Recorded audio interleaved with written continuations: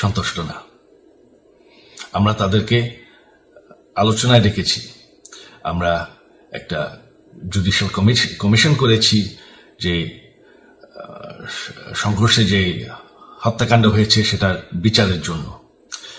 অনেক police officer যারা অতিরিক্ত ফোর্স ইউজ করেছে তাদেরকে আমরা সাসপেন্ড করেছি, তাতেও এই আন্দোলনকারীরা সন্তুষ্ট নয়।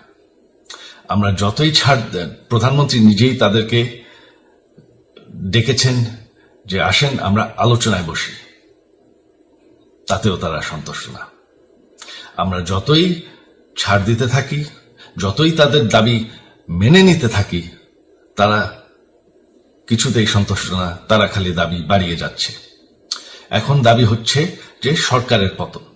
তবে সরকারের পতন হওয়ার পর কি হবে, কি হবে এটা কেউ ভেবেছে?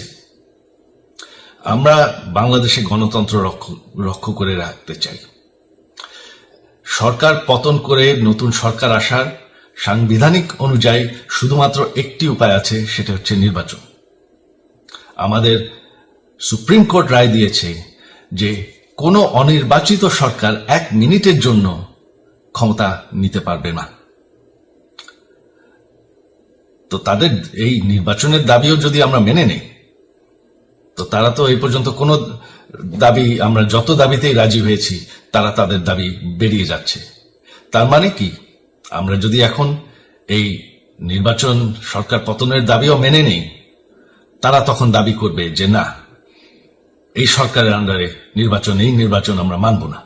তখন কি হবে এটা কেউ ভেবেছে?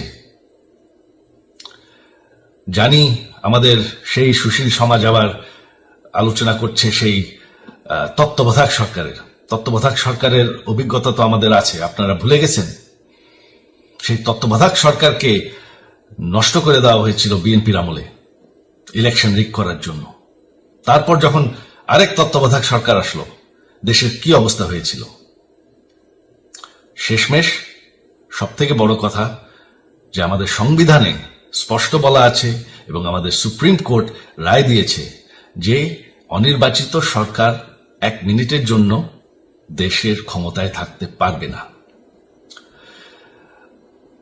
আমরা আওয়ামী লীগ, আমরা আন্দোলন করেছি, আন্দোলন করে এই দেশকে স্বাধীন করেছি, আন্দোলন করে গণতন্ত্র ফিরে এনেছি, আন্দোলন করে আমরা দেশের উন্নয়ন করেছি। আপনারা যে বঙ্গবন্ধুর মেয়ে শেখ হাসিনার বিরুদ্ধে বলছেন, আজকে শেখ হাসিনা না থাকলে বাংলাদেশ এতদূর আসতে পারত? অসম্ভব। কেউ কল্পনা করতে পারে নাই যে বাংলাদেশ এরকম উন্নতি করবে, এরকম উন্নয়ন হবে। ঠিক আছে, শেখ হাসিনার পর আপনাদের কি হবে সেটা আমারও চিন্তার বিষয় না, আমার পরিবারের আর চিন্তার বিষয় না, আপনারা বুঝবেন। তবে এইভাবে সংঘর্ষ করে, হত্যাকাণ্ড করে ক্ষমতা দখল করা যাবে না। এটা আর আন্দোলন না।